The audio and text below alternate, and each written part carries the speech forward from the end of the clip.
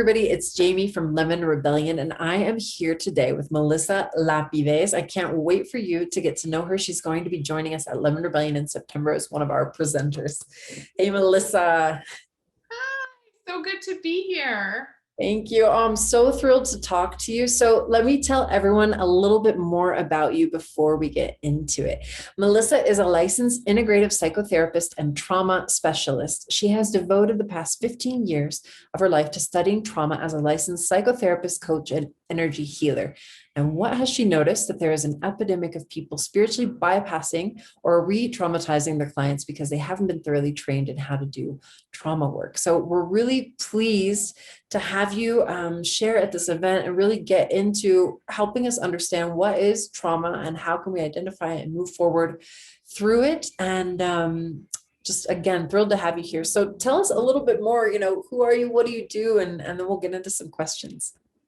Yeah, so I am Melissa Lapides. I'm a mother of 3 children, and I actually came from a lot of early childhood trauma and abuse in my family of origin. So I spent a good part of my life healing from that dysfunction in my family. And what I found through my own healing process is that many people, including therapists and healers and coaches, they don't really understand the intricacies and the nuances of trauma and how we really need to hold clients in order to get them to the other side. So there's a lot of people that will actually re-traumatize you trying to help you. Good intentioned people that don't understand how we work with trauma. And so I put together a 6-month program to help practitioners really understand the intricacies of trauma and how to work with clients, but also how to first do the work on their self. Because the most important part of having a safe space to heal is that the practitioner is actively working on their own stuff. And so I'm a huge advocate for that, making sure that you're working with somebody that has really done the deep trauma healing work themselves. And so this work is so life changing, and I'm so passionate about it because what it really has the potential to do is to help people live their healthiest, most functional lifestyle and give them the tools to be empowered over the hard emotions that are just part of life, right? Yeah, that's very interesting. Well, thank you also for sharing a little bit of your story and how you got into this work. For those of us that feel like that resonates with us, that our family of origin has had some dysfunction and that may be affecting us, how we're living today, what are some of those ways that a family of origins dysfunctions have an impact on our lives? Yeah. See, so many people like think of the word trauma. I want to say this first of all, and they're like, I don't have trauma. Like, I've never been in a car accident or I've never been in, a natural disaster. And yes, those are trauma, but the biggest trauma I see is the dysfunctional family trauma, the attachment trauma, the relational trauma. Everybody has that on some level because in order to be loved and accepted by your family when you're an infant, you have to fit into the system, right? And so often we negotiate the truth of who we are to fit in and be loved and accepted by our family of origin. That's trauma. Mm. And we have to negotiate the truth of who we are and chameleon ourselves to be something else. And we take on that identity unconsciously. We're living in our trauma instead of living in our authenticity. So what we need to identify is, what have we unconsciously been operating from relationally in order to change that? And it's not a quick fix, generally speaking, because trauma is stored on a cellular level, even on a genetic level. And by the way, lots of our trauma comes through the generation. So even if you had a mother that was neglectful, right? And not let's say, outright violently abusive, her mother might have been, and like, so this stuff trickles down, and it may not look the same from generation to generation, but the trauma still perpetuates on some level. So if your mom had her mom die at a young age, right, that trauma is going to impact you on some level. And so we need to start putting a stop to this transgenerational trauma in order to start living in more functional, healthy families, communities, society. So it starts with the individual and then it spreads outwards. Yeah. What are some of the the things that, I don't know if anyone else is like me, I'm listening to you and I'm like, okay, how can I figure out what trauma I have? What are some of the things, some signs that a certain area of your life or a certain situation from the past, either, from your past or from a generational perspective, that these things are showing up? What are those signs? Yeah. So some of the biggest signs of relational trauma are bad relationships. First of all, like if Yeah, you makes sense. chronically attract relationships, and here's the thing, a lot of people don't understand that relationships are meant to feel supportive and nurturing. And when you come from a dysfunctional family, right? It's like freaking mind blowing. Like I didn't know this growing up. I had no Yeah. idea. All I saw was chaos. And so when I chose my partner, my first partner, out of the gate of my family, I chose a lesser version of the chaos, but it was still chaotic because that's what felt familiar. And I thought I was doing better, but I honestly didn't even know what I was looking for. Right. And Yeah. so trauma seeks familiarity. We seek what's familiar. And oftentimes we mistake that as our intuition. We're like, oh, I think I'm supposed to be with this person. And I'm like, no, honey, that's your trauma talking. Right. And so this is a huge thing that I see, a huge misconception that this is my intuition. And it's like, no, that's your trauma seeking something that feels familiar. And when you feel that familiarity, you're like, oh, this is meant to be.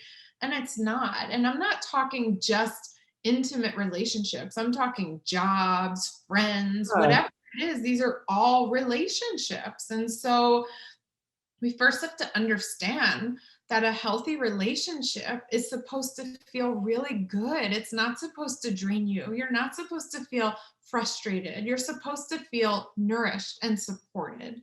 And so when we can really understand that and know that that's something that is possible and that is something that we're not going to negotiate or sacrifice anything for, right? We're not willing to settle anymore, but it takes a lot of dismantling how we built the system that's attracting those unhealthy relationships in order to change it. And that's a process. And so it's not something that happens overnight. It happens over time and it happens when you're ready. So we can't rush trauma healing. We can do it step by step as you're ready to do it. And that's something that's so important. There's a lot of like forced forgiveness or moving through things before people are ready. And this is where I'm really an advocate for client-centered healing, not putting your modality as a practitioner or whatever it is onto the client, but what is this person really dealing with? What are the things in your particular situation that need to be looked at and dismantled? Yeah, that sounds incredible. What are some of I don't know if this is a good question or not, but I'm curious. So I'll ask it and then you say, good question or not. What are some of the things, that one can do to start looking for those patterns and dismantling, on their own? Or is it something you always are going to need a guide to help move it through it?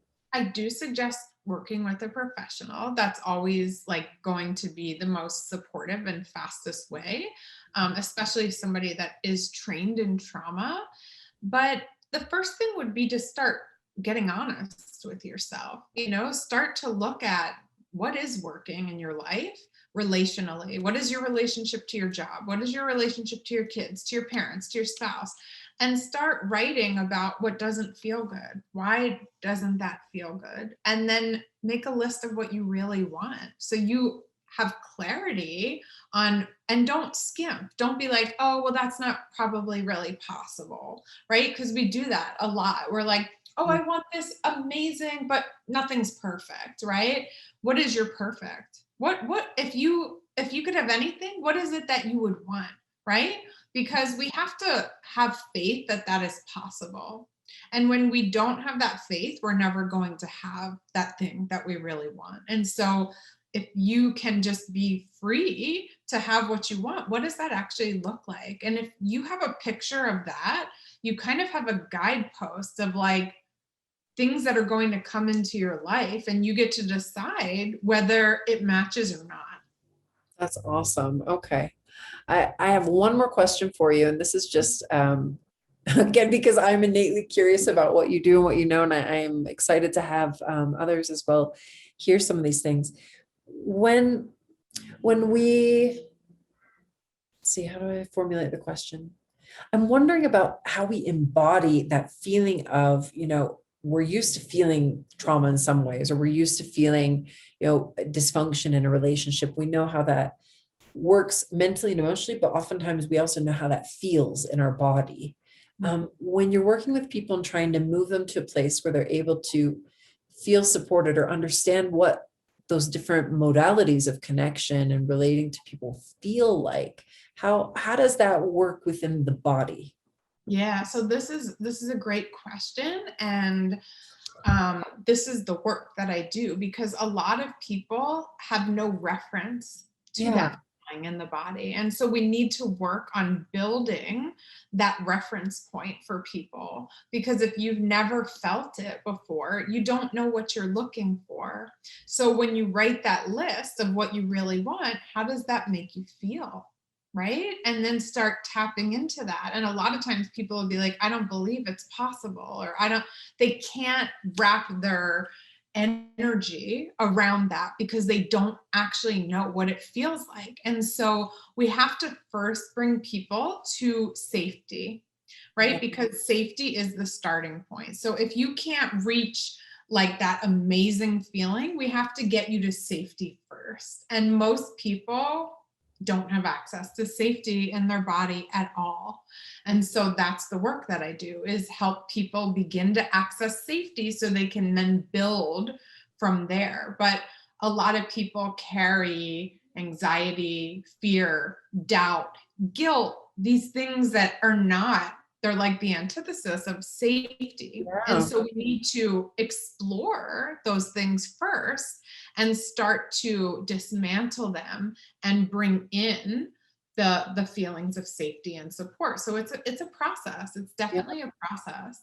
Oh, that's wonderful, though. I appreciate that you shared that because I think that helps anyone who's listening or watching understand a little bit how it begins to work to build this resilience and capacity to move through trauma, as you said, being guided by the client and their own kind of pace and process, which sounds really like the gold standard, really, and how one would want this kind of thing to happen. Good. And what are you going to be doing with us at Lemon Rebellion? What can anyone who joins your session expect to experience with you? Yeah, so I'm going to be diving deeper into this topic so you could have a better understanding and hopefully walk away with more awareness of the trauma that you're holding in relationship, because awareness is the first part. If you don't even know what's happening unconsciously, you can't seek to change that. And so I would like to support the group to understand, at least to walk away with a basic understanding of how you've negotiated yourself in order to be loved and accepted, and how that keeps playing out in your life today. Well, that's so practical and so interesting, and I think very very applicable to lots of people. So Mhm. wonderful. So again, this is Melissa Lapides. She's going to be presenting at Lemon Rebellion from September 19th to the 25th. That's the whole live event, and her session on healing relational trauma. She's going to guide us through this experience.